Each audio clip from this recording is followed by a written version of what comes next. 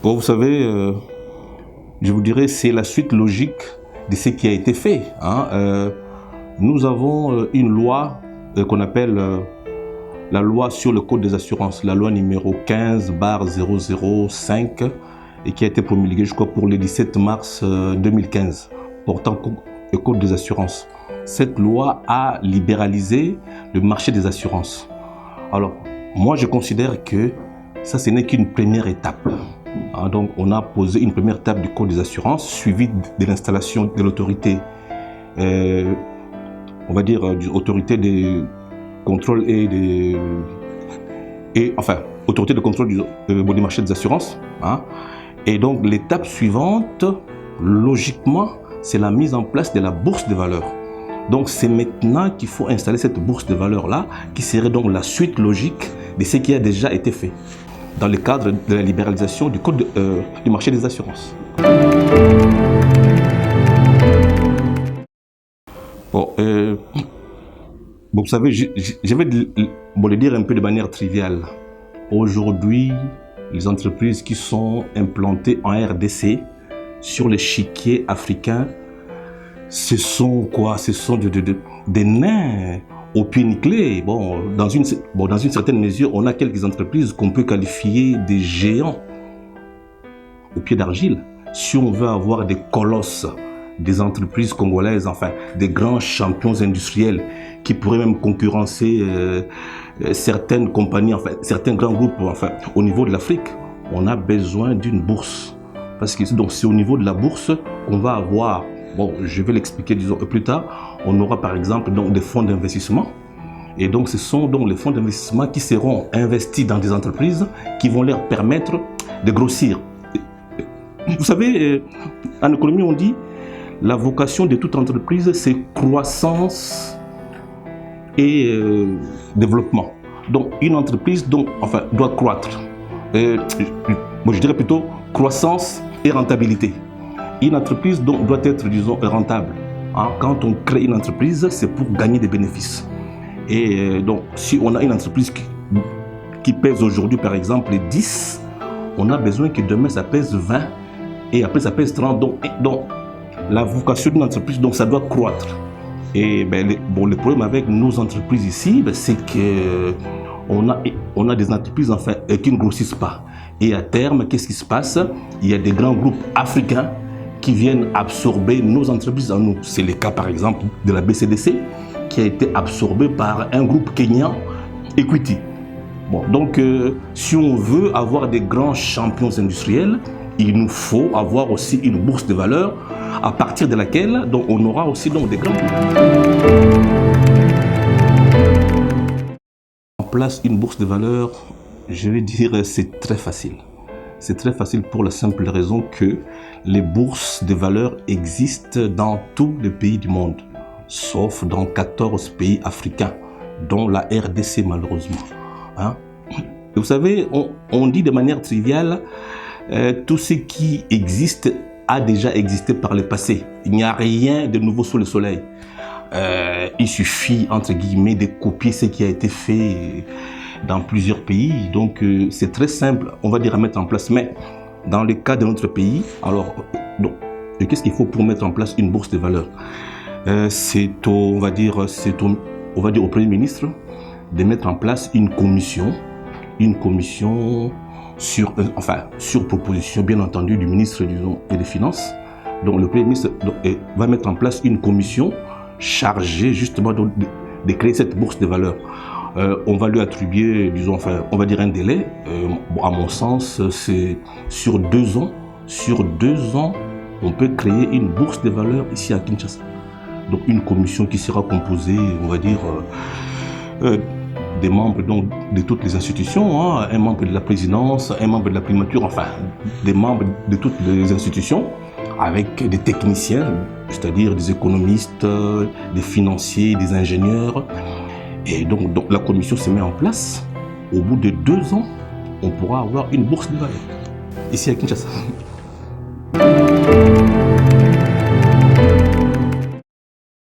Puisque je viens de vous parler de la BCDC qui a été absorbée par Equity. Equity qui est donc une banque du Kenya.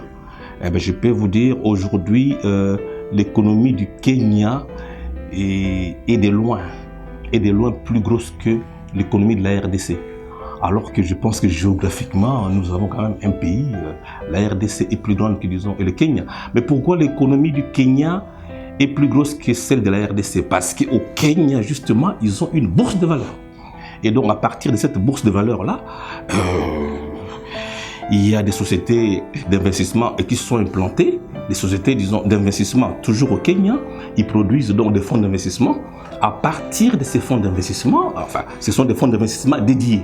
Fonds d'investissement, par exemple, pour les infrastructures, fonds d'investissement, disons, pour, je sais pas, disons, pour les banques. En fait, on a des fonds d'investissement qui ont pour objectif d'investir dans les entreprises.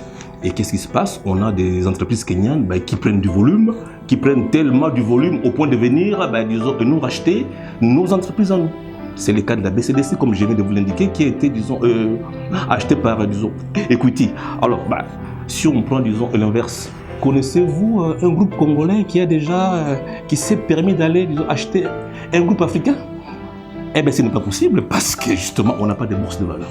Donc, on a des entreprises qui jouent sur un marché local très étriqué.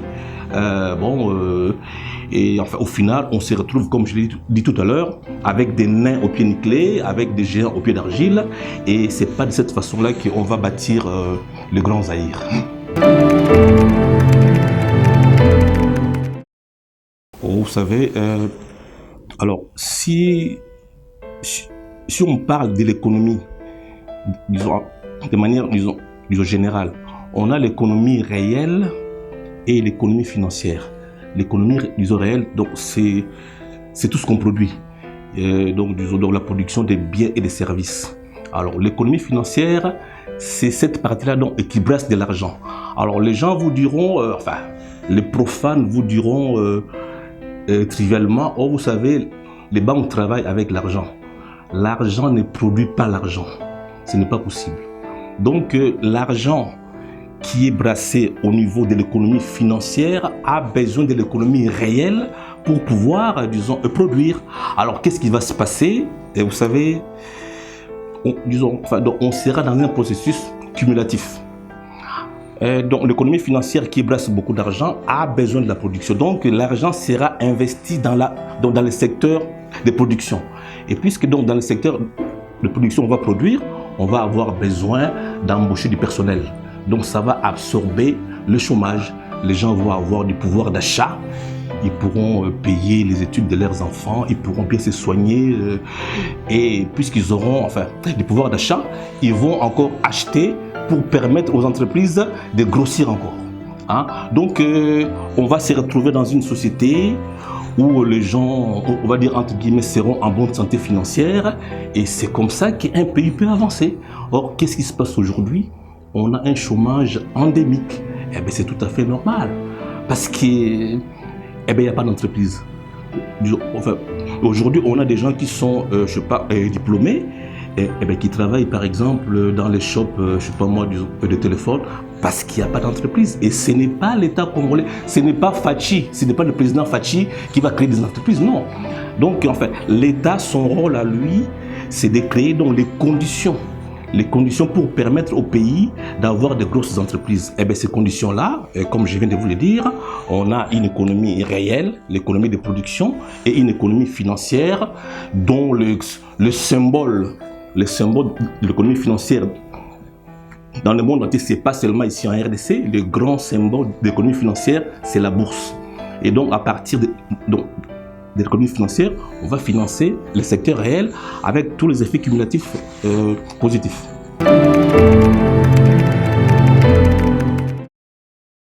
Oh, vous savez, ce qui est sûr, c'est que dans notre pays ici, comme qui dirait, il y a beaucoup d'argent dans notre pays. Il y a beaucoup d'argent. Mais les gens ont pris cette mauvaise habitude, ou bien, moi j'appelle ça un enfermement culturel, d'investir seulement dans la pierre. Dans ce qu'on appelle trivialement les parcelles. Dès qu'on a un peu d'argent, j'achète une parcelle. Tout va dans les parcelles, mais les parcelles, c'est de l'immobilier. Donc c'est de l'argent qui est immobilisé et qui ne sert pas vraiment, on va dire, à grand chose dans le secteur de production. Or, avec la bourse, donc les gens vont diversifier, disons, leur épargne. Et donc c'est une épargne qui va justement servir au secteur de production. Alors en termes de chiffres, je peux vous dire, donc c'est de l'ordre, disons, des centaines de milliards. Ça, je peux vous le dire. Je vous prends un exemple simple. Bon, ça n'a rien à voir avec la RDC, mais je prends quand même cet exemple. Prenez par exemple, disons, à la Bourse de Paris. La Bourse de Paris qui existe, disons, depuis, depuis toujours. La première capitalisation boursière dans la Bourse de Paris, c'est la société LVMH, qui est connue même ici en RDC. Louis Vuitton, Champagne, Montpensier, et parfums, disons, Christian Dior, les boutiques Sephora, tout ça, c'est LVMH. Donc, c'est le numéro 1 mondial du luxe. Eh ben, LVMH, sa capitalisation boursière, c'est 319 milliards d'euros. Voilà, une seule entreprise qui pèse 319 milliards d'euros. Et encore, ça c'était samedi. Comme c'est une entreprise qui est cotée en bourse, aujourd'hui peut-être ils sont à 320 milliards, 50 milliards, parce que ça bouge tous les jours. Et je peux vous dire, ça c'est à Paris.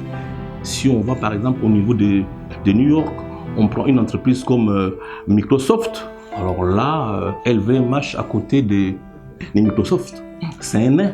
Vous voyez, 318 milliards, mais c'est un nain à côté de Microsoft. Donc avec la bourse de valeurs de Kinshasa, ce sont des milliards qui vont circuler dans l'économie de la RDC et ce sont tous les acteurs qui vont se retrouver. Aussi bien les ménages, aussi bien l'entreprise que l'État congolais. Je vous prends un exemple. Au Congo, on a beaucoup de jeunes qui ont des idées d'entreprise. Mais qu'est-ce qu'il leur manque? Mais il leur manque justement, disons, je sais pas, les fonds. Mais les fonds, on va les avoir où? Mais justement via la bourse. Donc, c'est ce qu'on appelle la levée de fonds. Donc une entreprise, enfin un jeune a une idée, et comme ce fut le cas avec Mark Zuckerberg, c'était des jeunes qui avaient des idées, et grâce à la bourse de New York, aujourd'hui on parle de Facebook, mais bon, c'est parti de rien. Et en RDC, c'est possible. On peut avoir des jeunes qui ont des idées, et il y en a beaucoup dans ce pays, des jeunes qui ont des idées. Donc, si on sent que l'idée est bonne, l'idée est porteuse sur le plan, on va dire, économique, il y aura levée de fonds. Et c'est comme ça qu'on va avoir des entreprises dans ce pays. Alors, le mot de la fin, comme je l'avais dit dans mon récit, la libéralisation du secteur des assurances, ça ne doit pas se limiter au code des assurances ainsi qu'à la mise en place de l'ARCA. Non. Il y a un président très célèbre qu'on appelait Nelson Mandela. Alors, qu'est-ce qu'il avait dit? Le champion ne s'arrête pas à la ligne d'arrivée. Okay? Pour mettre en place cette libéralisation, il a fallu du temps, il a fallu beaucoup d'énergie, donc il a fallu pousser. Je me souviens, la loi a été promulguée pour les 17 mars, avec sa mise en place 12 mois plus tard. Donc c'est pour vous dire qu'enfin, on avait bataillé. Mais pour que cette libéralisation soit effective, l'État congolais doit prendre le courage, doit avoir le courage de mettre en place d'autres réformes structurelles. J'ai parlé de la bourse des valeurs, mais on ne va pas s'arrêter à la bourse des valeurs. Bon, en sachant qu'après la bourse des valeurs, il faut aussi donc installer concomitamment l'autorité de régulation du marché boursier. À côté de ça, l'État congolais aussi doit créer ce qu'on appelle les fonds souverains. Il n'y a pas de fonds souverains congolais. En Afrique, même des petits pays, des pays comme, l'Angola, ils ont des fonds souverains. La RDC n'a pas de fonds souverains. Donc, avec l'installation de la bourse des valeurs de Kinshasa, l'État congolais doit avoir aussi son fonds souverain à lui pour pouvoir aussi intervenir en tant qu'acteur majeur sur ce marché financier. Et il y a d'autres étapes. Je pense par exemple à la relance du secteur immobilier. Si on veut avoir des quartiers, modernes. Vous savez, à l'époque, les Belges avaient construit des quartiers comme, des communes comme Bandal, Matete, via ce qu'on a appelé ONL, Office national de logement. Aujourd'hui, l'État congolais moderne doit aussi mettre en place une loi pour relancer le secteur immobilier. D'ailleurs, dans les jargons économiques, on dit « quand l'immobilier va, tout va ». Rappelez-vous, en 2008, la crise de subprime est partie de la crise immobilière aux États-Unis. Bon, il faut relancer le secteur immobilier. À côté de ça, on a aussi toujours dans les étapes, disons, enfin, des réformes structurelles. Je pense aussi, par exemple, à notre système social. On a un système de protection sociale qui est assis sur un seul pilier, la retraite. Alors que nous savons bien que dans les risques sociaux, il n'y a pas que la retraite.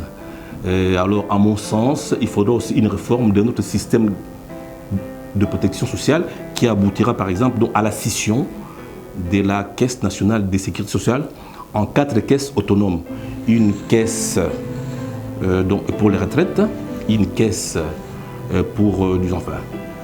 une caisse d'assurance santé, une caisse d'assurance chômage et une caisse d'allocation familiale. Alors, si je peux dire 2 mots sur la caisse d'allocation familiale, notre président a fait de la lutte contre la pauvreté, je sais pas, une de ses priorités. Mais alors, l'instrument de lutte contre la pauvreté, mais c'est justement la caisse d'allocation familiale. Parce que c'est à partir de cette caisse-là que l'État va pratiquer ce qu'on appelle la redistribution. C'est-à-dire, on prend un peu d'argent à ceux qui en ont pour les redonner à ceux qui n'en ont pas. Et c'est comme ça qu'on va lutter contre la pauvreté. On parle aussi de la mise en place de la couverture maladie universelle, mais là, ça va se faire via un instrument qu'on appelle la caisse d'assurance santé. Donc, on peut continuer, hein, donc il y a beaucoup d'étapes. Hein, bon, la prochaine fois, donc, disons, on pourra développer beaucoup plus.